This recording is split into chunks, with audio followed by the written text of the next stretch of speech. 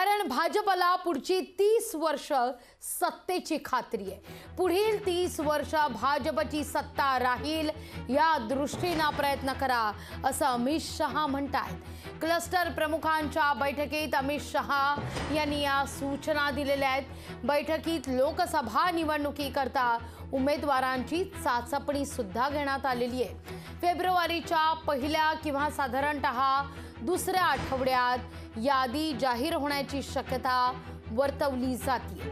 आगामी लोकसभा निवडणुकीकरता भाजपनं 400 पारचा नारा दिलेला आहे।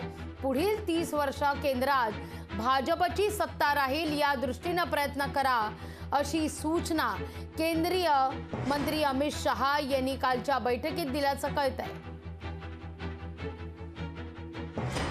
याच विषयी अधिक माहिती घेऊया आपले प्रतिनिधी स्वप्नील जाधव यांच्याकडून। स्वप्नील, पुढील 30 वर्ष भाजपला सत्तेची खात्री आहे आणि त्याचबरोबर काल जी चर्चा झाली आहे त्यामध्ये महाराष्ट्रातल्या लोकसभेच्या जागांसंदर्भात सुद्धा विशेषत्वाने चर्चा झाल्याचं कळतंय। कारण भाजपचं मिशन 45 महाराष्ट्राकरता महत्त्वाचं आहे।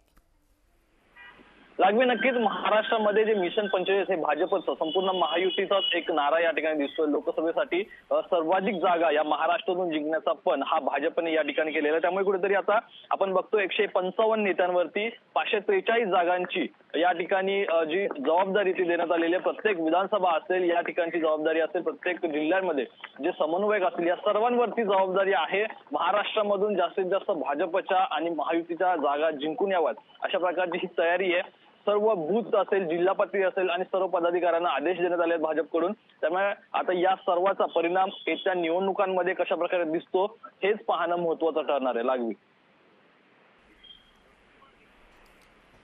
निश्चित स्वप्नील, धन्यवाद तुम्ही दिलेल्या एकूण असे सविस्तर माहिती करता।